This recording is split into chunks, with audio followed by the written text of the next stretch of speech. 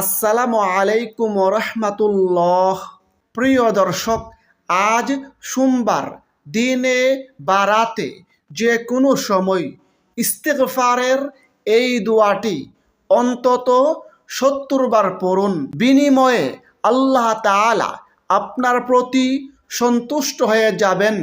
এই জীবনে চোখ দিয়ে যত প্রকারের গুনাহ করেছেন, অন্তরের মাধ্যমে খারাপ চিন্তা করে যত ধরনের গুনাহ করেছেন, এই কান দিয়ে অশ্লীল কথাবার্তা, অশ্লীল গান বাজনা শ্রবণ করে যত ধরনের গুনাহ করেছেন, এই জবান দিয়ে অশ্লীল কথাবার্তা গালমন্দ করে যত ধরনের গুনাহ করেছেন, এই হাতের মাধ্যমে যত ধরনের গুনাহ করেছেন, মোট কথা ছোট বড় জানা অজানা সকল প্রকারের গুনাহ আল্লাহ তাআলা মাফ করে দিবেন। সেই সাথে প্রিয় দর্শক, যদি আপনি এই দুয়ার আমল করেন তাহলে আল্লাহ তাআলা আপনার দুশ্চিন্তা পেরেশানি দূর করে দিবেন, বিপদ মুসিবত থেকে মুক্তি দান করবেন। আল্লাহ তাআলা আপনার ঋণ মুক্তির ব্যবস্থা করে দেবেন, গায়েবীভাবে বৃষ্টির ফুটার মতো রিজিক দান করবেন। যদি আপনি এই দুয়ার আমল করেন তাহলে ইনশাআল্লাহ মনের সকল আশা পূরণ হবে, সকল দোয়া কবুল হবে। প্রিয় দর্শক, আজকের এই ভিডিওতে ইস্তেগফারের দোয়া সহ আরও কয়েকটি গুরুত্বপূর্ণ ফজিলতপূর্ণ দোয়া এবং সেগুলোর আমল সম্পর্কে জানিয়ে দিব। সেই সাথে দোয়াগুলো বাংলা উচ্চারণ সহ লিখে দিব, যেন আপনারা খুব সহজে দোয়াগুলো শিখতে পারেন এবং আমল করতে পারেন। সুতরাং গুরুত্বপূর্ণ এই ভিডিওটি না টেনে সম্পূর্ণ দেখুন এবং প্রিয়জনের কাছে বেশি পরিমাণে শেয়ার করুন, যেন তারাও জানতে পারে এবং আমল করতে পারে। আর আপনি যদি আমাদের চ্যানেলের নতুন দর্শক হয়ে থাকেন তাহলে চ্যানেলটি সাবস্ক্রাইব করে পাশের বেল আইকনটি অল নোটিফিকেশন করে রাখুন, যেন পরবর্তী ভিডিওগুলো সহজেই পেয়ে যান। দর্শক, আজ সোমবার খুবই গুরুত্বপূর্ণ ফজিলতপূর্ণ একটি দিন। এই দিনে আল্লাহ তাআলার কাছে বান্দার সাপ্তাহিক আমলনামা উপস্থাপন করা হয়। এ প্রসঙ্গে হাদিসে রয়েছে, হযরত আবু হুরায়রা রাদিয়াল্লাহু আনহু বলেন, আল্লাহর রাসূল সাল্লাল্লাহু আলাইহি সাল্লাম বলেছেন, প্রতি সপ্তাহে সোমবার ও বৃহস্পতিবার আল্লাহ তাআলার কাছে বান্দার সাপ্তাহিক আমলনামা পেশ করা হয়। তখন আল্লাহ তাআলা তার মুমিন বান্দাদের ক্ষমা করে দেন, কিন্তু যে দুই ব্যক্তির পারস্পরিক হিংসা বিদ্বেষ রয়েছে তাদেরকে ক্ষমা করা হয় না। মুসলিম শরীফ হাদিস নম্বর 2565, তিরমিজি শরীফ হাদিস নম্বর 747। তাছাড়া এই সোমবার দিনে জান্নাতের দরজাসমূহ খুলে দেওয়া হয়। এ প্রসঙ্গে হাদিসে রয়েছে, নবীজি বলেছেন, প্রতি সোমবার ও বৃহস্পতিবার জান্নাতের দরজাসমূহ খুলে দেওয়া হয়। এরপর এমন সব বান্দাকে ক্ষমা করে দেওয়া হয় যারা আল্লাহর সঙ্গে অংশীদার স্থাপন করে না। সুবহানাল্লাহ। মুসলিম শরীফ হাদিস নম্বর 6438।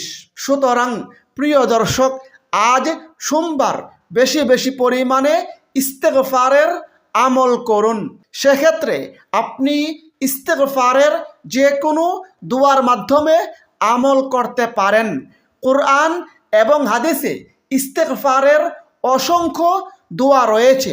সেই সকল দোয়া থেকে আজকের এই ভিডিওতে ফজিলতপূর্ণ একটি দোয়া শিখিয়ে দিচ্ছি। দোয়াটি হচ্ছে, আস্তাগফিরুল্লাহ আল্লাযী লা ইলাহা ইল্লা হুয়াল হাইয়ুল কাইয়্যুম ওয়া আতুবু ইলাইহি। অর্থ, আমি আল্লাহর কাছে ক্ষমা চাই, তিনি ছাড়া প্রকৃতপক্ষে কোনো মাবুদ নেই, তিনি চিরঞ্জীব, চিরস্থায়ী এবং তার কাছে তাওবা করি। এই দুয়ার ফজিলত প্রসঙ্গে হাদিসে রয়েছে, নবীজি বলেছেন, যে ব্যক্তি এই দুয়ার মাধ্যমে আল্লাহ তাআলার কাছে ক্ষমা প্রার্থনা করবে, ইস্তেগফার করবে, তাওবা করবে, আল্লাহ তাআলা তাকে ক্ষমা করে দিবেন। যদিও সে ব্যক্তি যুদ্ধক্ষেত্র থেকে পলায়নকারীও হই। সুবহানাল্লাহ। আবু দাউদ শরীফ হাদিস নম্বর 1517, তিরমিজি শরীফ হাদিস নম্বর 3577। দর্শক, আমরা এই জীবনে ছোট বড়, জানা অজানা কতই না গুনাহ করে থাকি। গুনাহ করতে করতে পাহাড় সম পরিমাণ করে ফেলি। তারপরও যদি আমরা আল্লাহ তাআলার কাছে ইস্তেগফার করি, মন থেকে ক্ষমা প্রার্থনা করি, একনিষ্ঠভাবে আল্লাহ তাআলার কাছে তাওবা করি, তাহলে অবশ্যই আল্লাহ তাআলা আমাদের এই জীবনের সকল গুনাহ ক্ষমা করে দিবেন। এ প্রসঙ্গে আল্লাহ তাআলা নিজেই পবিত্র কুরআনে ওয়াদা করে বলেছেন, যে ব্যক্তি মন্দ কাজ করবে কিংবা নিজের প্রতি জুলুম করবে, তারপর আল্লাহর কাছে ক্ষমা চাইবে, সে ব্যক্তি আল্লাহকে পাবে ক্ষমাশীল ও পরম দয়ালু। সুবহানাল্লাহ। সূরা নিসা আয়াত 110। আল্লাহ তাআলা পবিত্র কুরআনের অন্য স্থানে বলেন, হে আমার বান্দারা, যারা নিজেদের প্রতি সীমাহীন জুলুম করেছ, অন্যায় করেছ, তোমরা আল্লাহর রহমত থেকে নিরাশ হইও না। নিশ্চয়ই আল্লাহ তোমাদের সব গুনাহ ক্ষমা করবেন, তিনি ক্ষমাশীল পরম দয়ালু। সুবহানাল্লাহ। সূরা জুমার আয়াত 53। তবে প্রিয় দর্শক, ইস্তেগফার করতে হবে মন থেকে, তাওবা করতে হবে একনিষ্ঠভাবে, তাহলেই আল্লাহ তাআলা আমাদেরকে ক্ষমা করবেন, সেই সাথে আমাদেরকে জান্নাত নামক নিয়ামতে প্রবেশ করাবেন। এ প্রসঙ্গে আল্লাহ তাআলা পবিত্র কুরআনে নিজেই ওয়াদা করে বলেছেন, হে ঈমানদাররা, তোমরা আল্লাহর কাছে খাঁটি তাওবা করো, আশা করা যায় তোমাদের রব তোমাদের গুনাহগুলো ক্ষমা করবেন এবং তোমাদের এমন জান্নাতে প্রবেশ করাবেন যার তলদেশে ঝর্ণাগুলো প্রবাহমান। সুবহানাল্লাহ। সূরা তাহরিম আয়াত 8। প্রিয় দর্শক, ইস্তেগফার এতই গুরুত্বপূর্ণ, ফজিলতপূর্ণ আমল যে আমাদের প্রিয় নবী প্রত্যেক দিন 70 থেকে 100 বারের বেশি আল্লাহ তাআলার কাছে ইস্তেগফার বা ক্ষমা প্রার্থনা করতেন। এ প্রসঙ্গে হাদিসে রয়েছে, নবীজি বলেন, আল্লাহর শপথ, আমি প্রত্যেক দিন 70 বারের অধিক আল্লাহ তাআলার কাছে ইস্তেগফার বা ক্ষমা প্রার্থনা করি। সুবহানাল্লাহ। তাছাড়া বেশি বেশি পরিমাণে ইস্তেগফারের আমল করলে আল্লাহ তাআলা আমলকারীকে আরও অসংখ্য নিয়ামত ও পুরস্কার দিয়ে থাকেন। যেমন আবু দাউদ শরীফের একটি হাদিসে নবীজি বলেন, যে ব্যক্তি নিজের জন্য ইস্তেগফারকে আবশ্যক করে নেবে, অর্থাৎ নিয়মিত বেশি বেশি পরিমাণে ইস্তেগফারের আমল করবে, আল্লাহ তাআলা তার সব দুশ্চিন্তা পেরেশানি দূর করে দিবেন।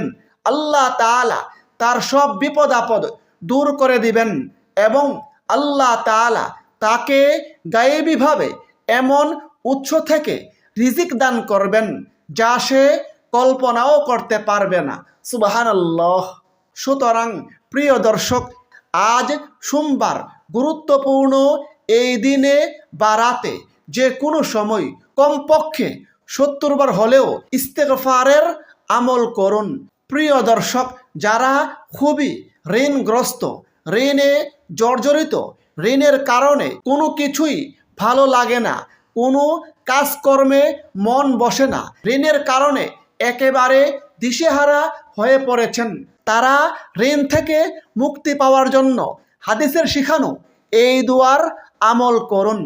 ইনশাআল্লাহ আল্লাহ তাআলা আপনাকে গায়েবীভাবে সাহায্য করবেন, গায়েবীভাবে রিজিক দান করবেন এবং আল্লাহ তাআলা গায়েবীভাবে আপনার ঋণ মুক্তির ব্যবস্থা করে দিবেন।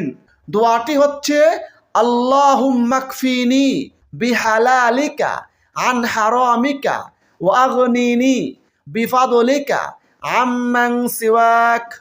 প্রিয় দর্শক, যারা বিভিন্ন কারণে দুশ্চিন্তা পেরেশানিতে আছেন, দুশ্চিন্তা পেরেশানির কারণে কোনো কিছুই ভালো লাগে না, তারা দুশ্চিন্তা পেরেশানি থেকে মুক্তি পাওয়ার জন্য হাদিসের শিখানো এই দুয়ার আমল করুন। ইনশাআল্লাহ আপনার দুশ্চিন্তা পেরেশানি দূর হয়ে যাবে, বিপদ মুসিবত থেকে মুক্তি পাবেন। দোয়াটি হচ্ছে হাসবিয়াল্লাহু লা ইলাহা ইল্লা হুয়া আলাইহি তাওয়াক্কালতু ওয়া হুয়া রব্বুল আরশিল আযীম। এই দুয়ার ফজিলত প্রসঙ্গে হাদিসে রয়েছে, হযরত আবু দারদা রাদিয়াল্লাহু আনহু বলেন, যে ব্যক্তি দুশ্চিন্তা পেরেশানির সময় এই দুয়াটি সকাল সন্ধ্যায় 7 বার করে পাঠ করবে, আল্লাহ তাআলা তার সব দুশ্চিন্তা পেরেশানি দূর করে দিবেন। সুবহানাল্লাহ। প্রিয় দর্শক, আমরা অনেকেই দোয়া করি, কিন্তু আমাদের দোয়া কবুল হয় না, আমাদের মনের আশা পূরণ হয় না। হাদিসে এমন একটি দোয়া রয়েছে, যেই দোয়ার আমল করলে মনের আশা পূরণ হবে, সকল দোয়া কবুল হবে, এবং সেই দোয়াটিকে হাদিসে ইসমে আজম বলা হয়েছে। দর্শক, ইসমে আজমের দোয়াটি হচ্ছে আল্লাহুম্মা ইন্নি আসআলুকা বিআন্না লাকাল হামদু লা ইলাহা ইল্লা আনতাল মান্নানু বাদিউস সামাওয়াতি ওয়াল আরদি ইয়া যাল জালালি ওয়াল ইকরাম ইয়া হাইয়্যু ইয়া কাইয়্যুম। এই দুয়ার ফজিলত প্রসঙ্গে হাদিসে রয়েছে, একবার এক সাহাবী এই বাক্যগুলোর মাধ্যমে দোয়া করেছিলেন। তখন নবীজি বলেছিলেন, এই ব্যক্তি ইসমে আজমের মাধ্যমে দোয়া করেছে, যার মাধ্যমে দোয়া করলে আল্লাহ তাআলা দোয়া কবুল করেন, যার মাধ্যমে আল্লাহ তাআলার কাছে কোনো কিছু প্রার্থনা করলে আল্লাহ তাআলা তাকে তা দান করেন। অর্থাৎ এই দোয়ার মাধ্যমে আল্লাহ তাআলা তার মনের সকল নেক আশা পূরণ করেন। প্রিয় দর্শক, এখন আসুন ইস্তেগফারের আমলটি কিভাবে করবেন এবং কিভাবে এই দোয়াগুলো পড়ে আল্লাহ তাআলার কাছে প্রার্থনা করবেন সে সম্পর্কে আবারও সংক্ষেপে বলে দিচ্ছি। দর্শক, আজ সোমবার দিনে বা রাতে যে কোনো সময় একই জায়গায় বসে চুপি চুপি মনোযোগের সঙ্গে প্রথমে ইস্তেগফারের এই দোয়াটি অন্তত 70 বার পড়ুন। আস্তাগফিরুল্লাহ আল্লাযী লা ইলাহা ইল্লা হুয়াল হাইয়ুল কাইয়্যুম ওয়া আতুবু ইলাইহি। তারপর ঋণ থেকে মুক্তি লাভের এবং গায়েবী রিজিক লাভের এই দোয়াটি কমপক্ষে 3 বার পড়ুন। আল্লাহুম্মা কফিনি বিহালালিকা আন হারামিকা ওয়া আগনিনি বিফাদলিকা আম্মান সিওয়াক।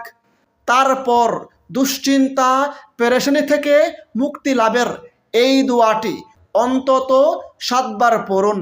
হাসবিয়াল্লাহু লা ইলাহা ইল্লা হুয়া আলাইহি তাওয়াক্কালতু ওয়া হুয়া রব্বুল আরশিল আযীম। তারপর ইসমে আজম বা মনের আশা পূরণের দোয়াটি অন্তত 1 বার পড়ুন। আল্লাহুম্মা ইন্নি আসআলুকা বিআন্না লাকাল হামদু লা ইলাহা ইল্লা আনতাল মান্নানু বাদিউস সামাওয়াতি ওয়াল আরদি ইয়া যাল জালালি ওয়াল ইকরাম ইয়া হাইয়্যু ইয়া কাইয়্যুম। তারপর কমপক্ষে 3 বার রাসূলের প্রতি দুরূদ পাঠ করুন। সেক্ষেত্রে আপনি যে কোনো দুরূদ শরীফ পড়তে পারেন। আপনি চাইলে এই ছোট্ট দুরূদ শরীফটি পড়তে পারেন, সাল্লাল্লাহু আলা মুহাম্মাদ। তারপর সর্বশেষে 2 হাত তুলে বিনয়ের সঙ্গে আল্লাহ তাআলার কাছে কাকতি মিনতি করে এই জীবনের সকল গুনাহের কথা স্বীকার করে ক্ষমা প্রার্থনা করুন। আল্লাহ তাআলা অবশ্যই এই জীবনের সকল গুনাহ মাফ করে দিবেন। সেই সাথে আল্লাহ তাআলার কাছে সকল প্রয়োজন তুলে ধরুন। আল্লাহ তাআলা গায়েবীভাবে আপনার সকল প্রয়োজন পূরণ করে দেবেন। দুশ্চিন্তা পেরেশানি থেকে মুক্তি লাভের দোয়া করুন। আল্লাহ তাআলা আপনার দুশ্চিন্তা পেরেশানি দূর করে দিবেন। এভাবে বিনয়ের সঙ্গে আল্লাহ তাআলার কাছে সকল প্রকারের নেক দোয়া করুন। ইনশাআল্লাহ আপনার মনের সকল নেক আশা পূরণ হবে, সকল দোয়া কবুল হবে। মহান আল্লাহ তাআলা আমাদের সকলকে আমলগুলো করার তৌফিক দান করুন। আমিন। আসসালামু আলাইকুম ওয়া রাহমাতুল্লাহ।